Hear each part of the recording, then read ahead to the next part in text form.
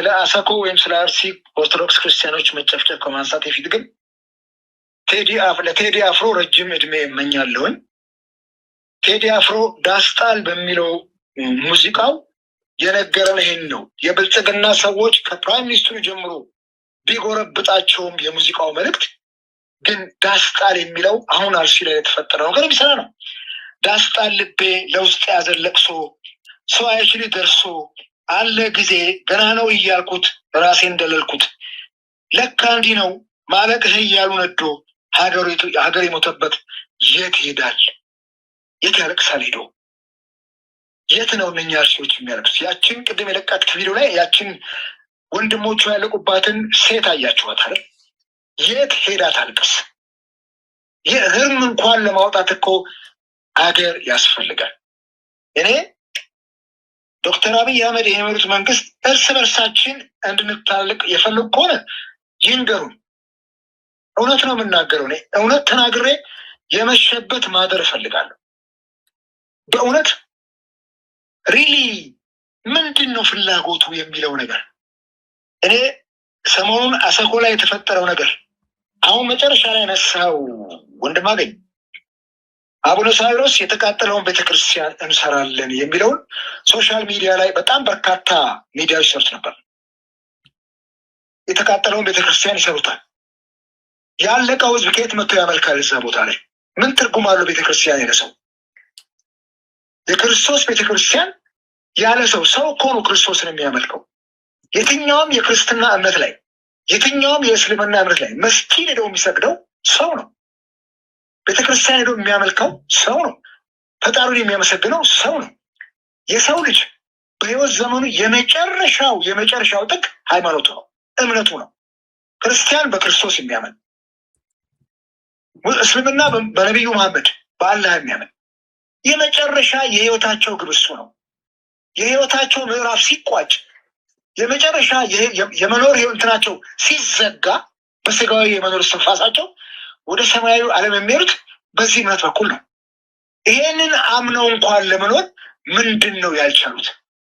በእውነት ዛሬ ቤተክርስቲያን የተቃጠለውን መስራት ነው የሚቀለው፣ የሚገደለውን ምዕመን ማቆም የሚቀለው። እግዚአብሔር እኮ ለተገነባ ህንፃ አይደለም እኮ ለምድራዊ ህንፃ አይደለም እኮ እሱ ለገነባው የሰው ልጅ ህንፃ ነው የሚጨነቀው።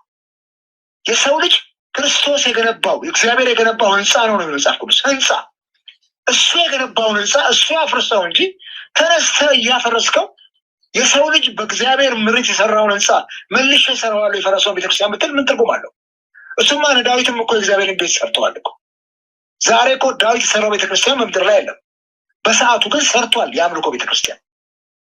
ሰውን የሚያክል የእግዚአብሔር የአምልኮ ቤተ መቅደሱን አፍርሰ ገለ አጥፍተ ምንድን ነው እሱ በጭቃና በጡብ ብትሰራው ቤተክርስቲያኑ? እና እኔ መቼም እነኝን አባቶች ቀና ብለን እናስተምር። ብችንም ትንሽ የምናገረው መጽሐፍ ቅዱስ ስለማነብ ነው።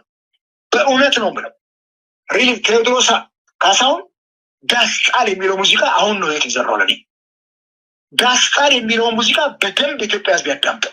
አሁን ነው ዳስ መጣል ያለብን። ቁጭ ብለን ማዘን። ብዙ ሰዎች ብዙ ትንታኔ ሰጥተዋል። ዳስ ማለት ለሰርግ የሚጣል ነው፣ ድንኳን ነው፣ ለቅሶ። በተለይ ከእምነት ጋር የተያዙ ሰዎች የታሉ? የቴዲ አፍሮን ሙዚቃ ዳስጣልን የተቹ ሰዎች ዛሬ የታሉ? እነኚህ ክርስቲያኖች ችግር የለውም እምነታችንን፣ እምነቱ የፈለገው ሰው የፈለገውን ማመን ይችላል። ሰው ሆነው መገደላቸው ግን አያስጨንቀንም? ሰው ሆነው መገደላቸው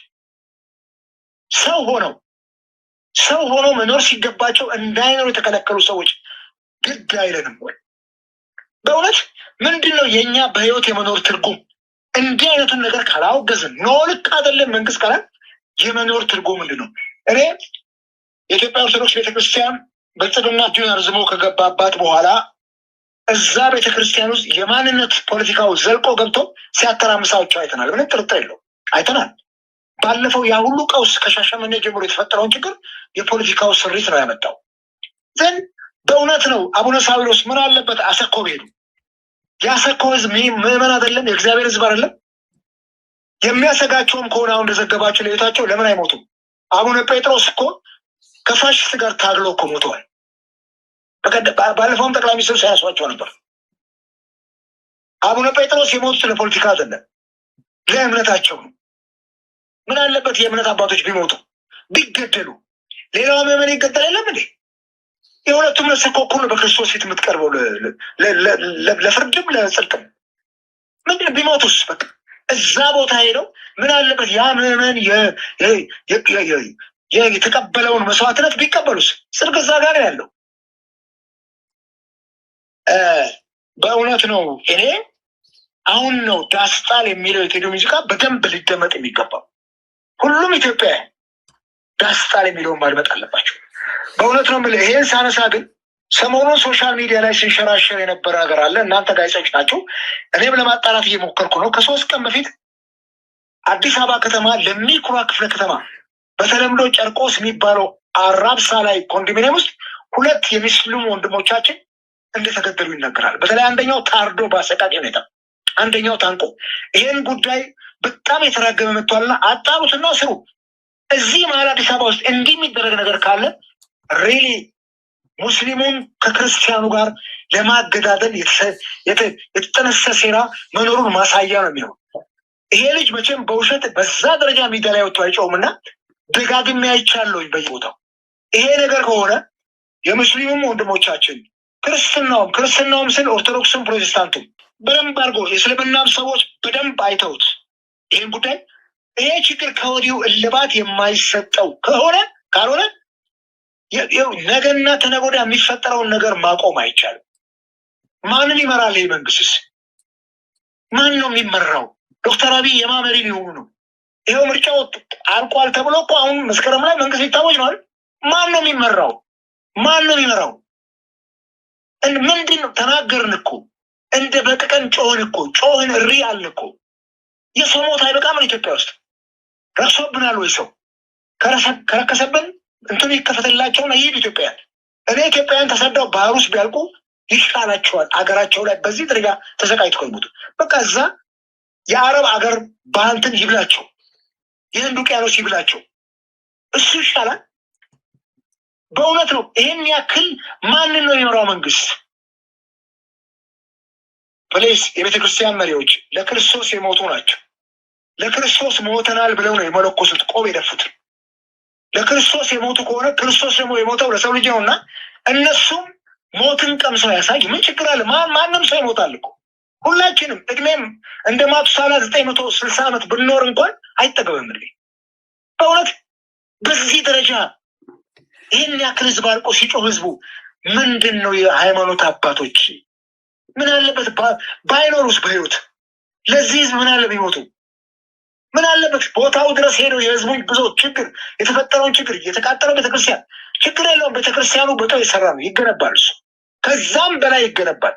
እነ ዳዊትም ከዛ በላይ ቤተክርስቲያን በወርቅ አንቆጥቁጠው ለእግዚአብሔር ቤት ሰርተዋል። እሱ ችግር የለውም።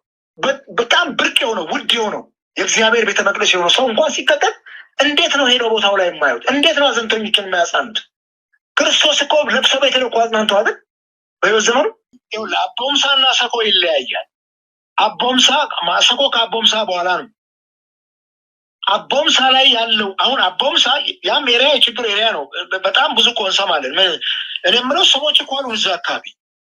እኔ ደግሞ ማህበራዊ ቤዜ በጣም ሰፊ ነው። በመላው ሀገሪቱ የተሰራውን ነገር ሁሉ እሰማለሁ። ችግር የለው።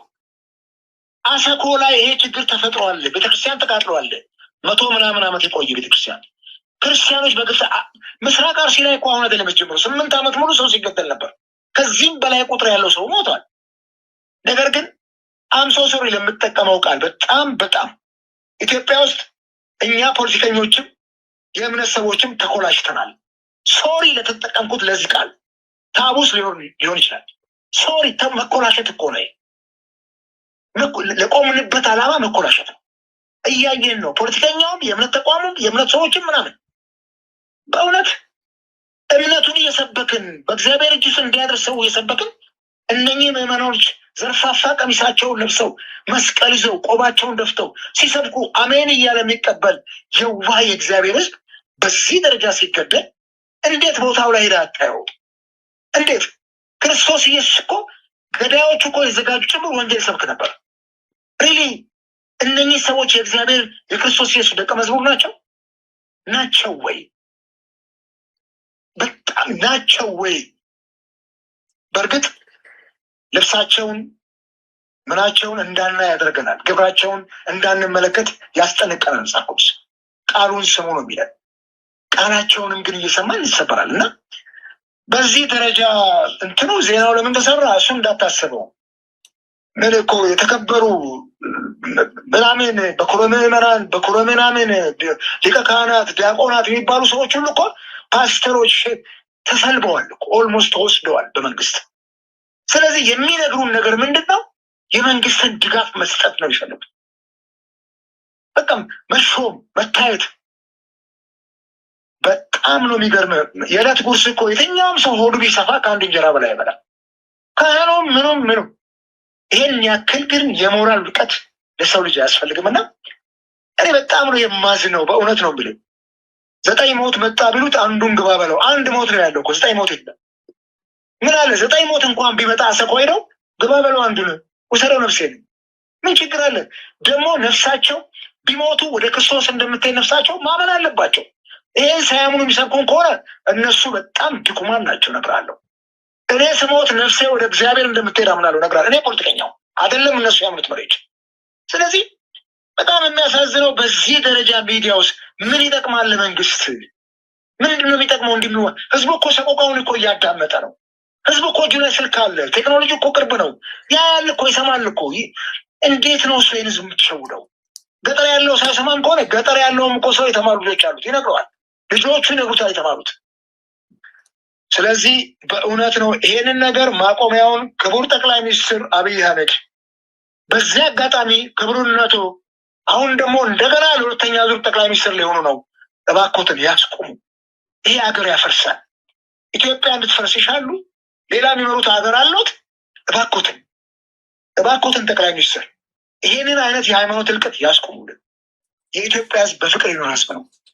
ሌላ ተልእኮ ያለው ኃይል ካለ በግልጽ ነገሩንና አብረን በጋራ እንታገል።